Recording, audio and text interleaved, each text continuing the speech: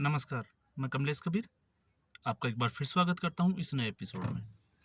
आज के इस एपिसोड में हम बात करेंगे हिमाचल प्रदेश की सरकार की। शाम तक खबरें ये आ रही है, आपको बीच में लगा होगा कि सब कुछ जो है वो नॉर्मल हो गया है।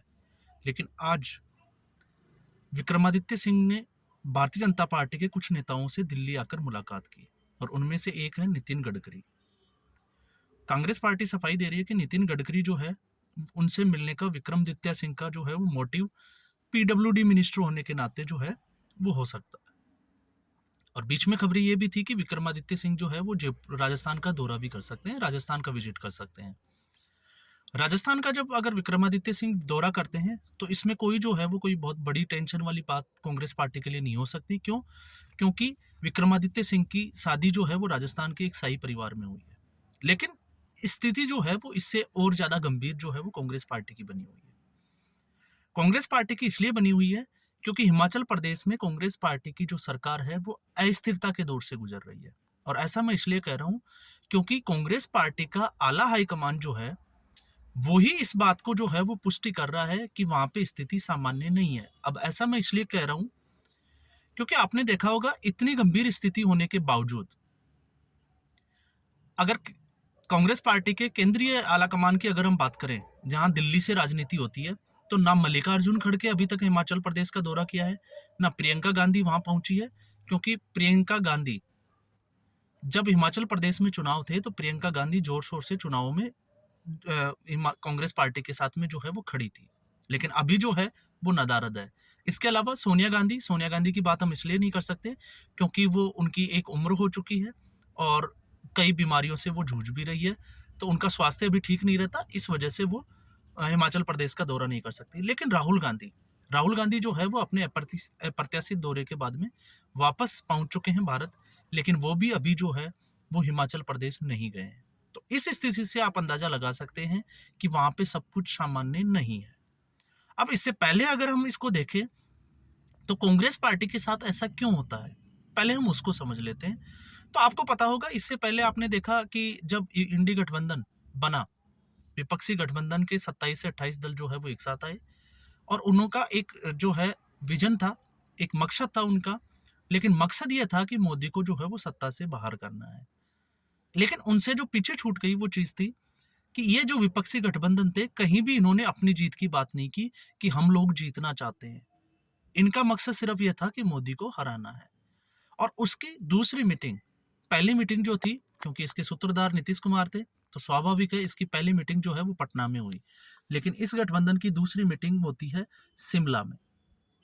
सॉरी, होती नहीं है, फाइनल की जाती है।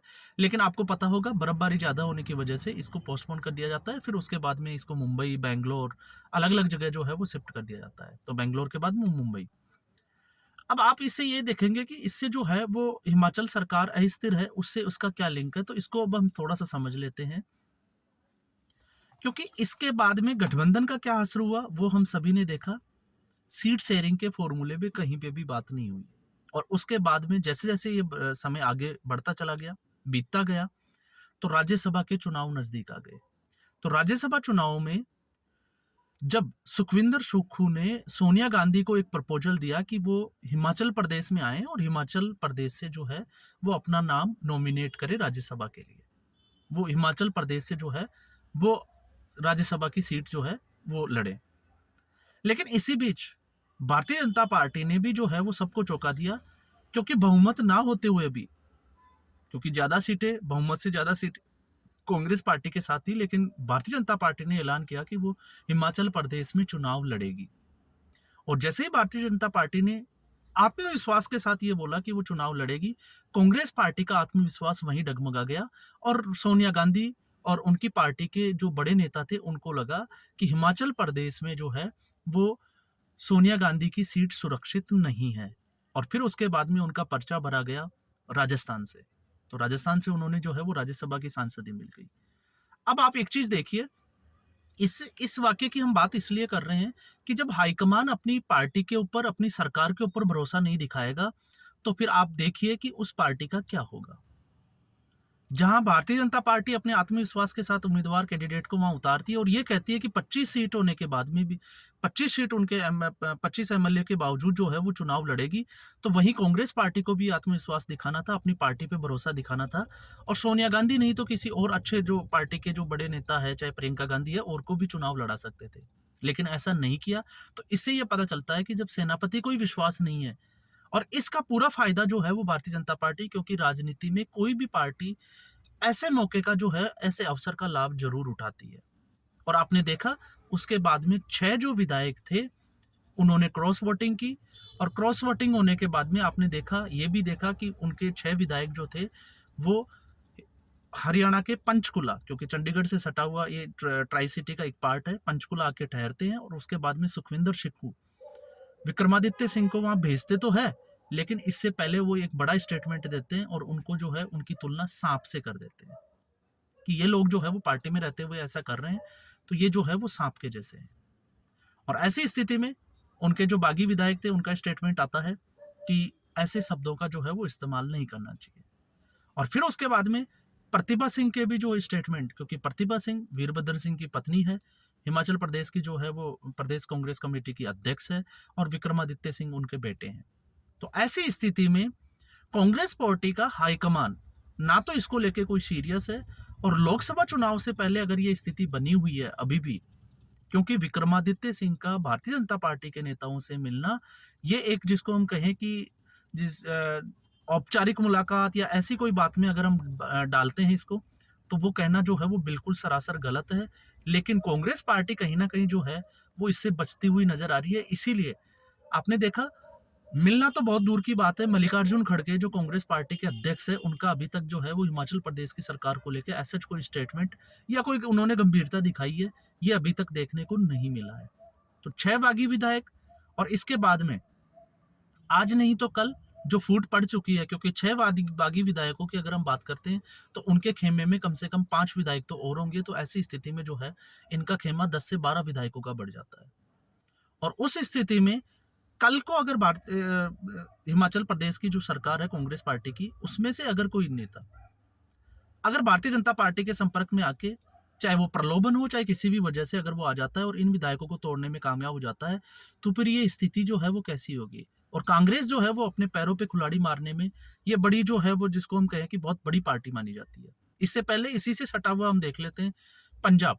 पंजाब में जब सब कुछ सही चल रहा था, तो जहां कैप्टन अमरिंदर सिंह को अगर हटाना था तो 1 से 1.5 साल पहले उनको जो है वो मुख्यमंत्री पद से हटाना चाहिए। लेकिन चुनाव से पहले एन मौके पे 3 से 4 महीने पहले कैप्टन अमरिंदर सिंह को, और तब तक आपने देखा होगा कि चुनावी सर्वे में कांग्रेस पार्टी को लगातार जो है वो पंजाब में बढ़त दिखाई जा रही थी। लेकिन जैसे ही कैप्टन अमरिंदर सिंह को चुनाव से, उसे मुख्यमंत्री पद से जो है वो हटाया जाता है, चुनाव से पहले चरणजीत सिंह चन्नी को मुख्यमंत्री बनाया जाता है, और उसके बाद में सर्वे पलट जाता है, और कांग्रेस पार्टी का क्या असर होता है। आज कांग्रेस पार्टी जो है वो अपने वजूद की लड़ाई लड़ती हुई पंजाब में दिखाई दे रही है।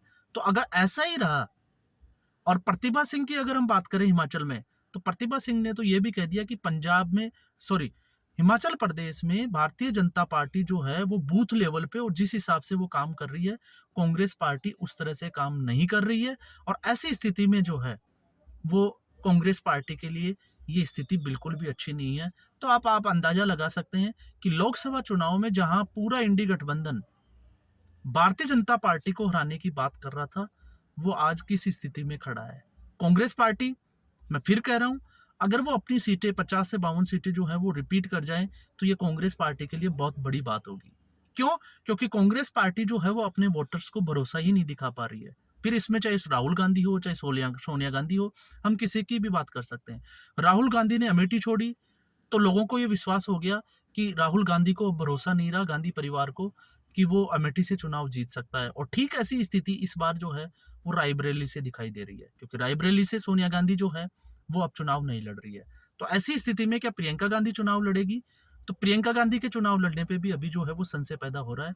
तो आप देखिए कि पूरा, अगर इसमें कांग्रेस पार्टी की हम अस्तित्व की बात करते हैं, इसमें जो है कांग्रेस पार्टी के गंभीरता की अगर हम बात करते हैं, जब लोकसभा चुनाव इतने नज़दीक है, तो इनके राहुल गांधी, जिनके बिना कांग्रेस पार्टी में पत्ता भी नहीं हिलता, वो विदेश का दौरा कर सकते हैं, लेकिन वो हिमाचल प्रदेश का दौरा जो है वो नहीं कर पा रहे हैं।